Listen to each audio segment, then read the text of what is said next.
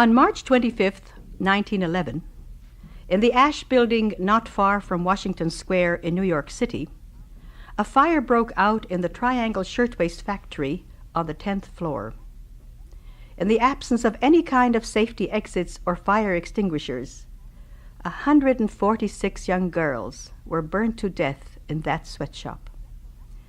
This dreadful accident was described in the newspapers and magazines of the day. 100,000 mourners walked in the funeral procession of this tragic occurrence, which served as an additional spur to the organization of the great trade unions and towards the introduction of safety measures in shops and factories. Recalling that terrible accident, and stirred by the absence of an American ballad which should mark this tragic event, I wrote the following Ballad of the Triangle Fire.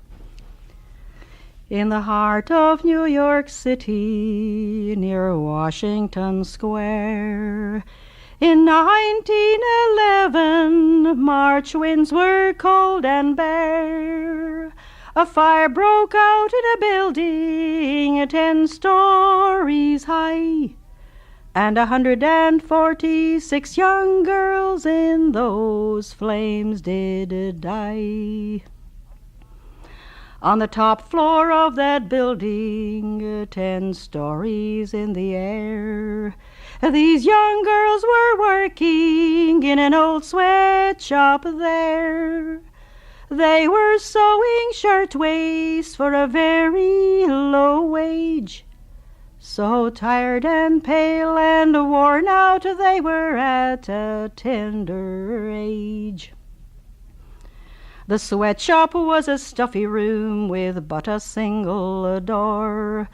The windows, they were gray with dust from off that dirty floor. There were no comforts, no fresh air, no light to sew thereby. And the girls, they toiled from early morn till darkness filled the sky. Then on that fateful day, dear God, most terrible of days, when that fire broke out, it grew into a mighty blaze. In that fire trap way up there, with but a single door, so many innocent working girls burned to live no more. 100,000 mourners, they followed those sad biers. The streets were filled with people weeping bitter tears.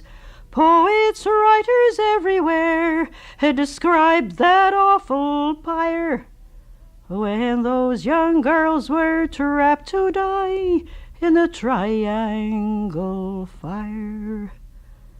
In the heart of New York City, near Washington Square, in 1911, March winds were cold and bare. A fire broke out in a building 10 stories high, and 146 young girls in those flames did die.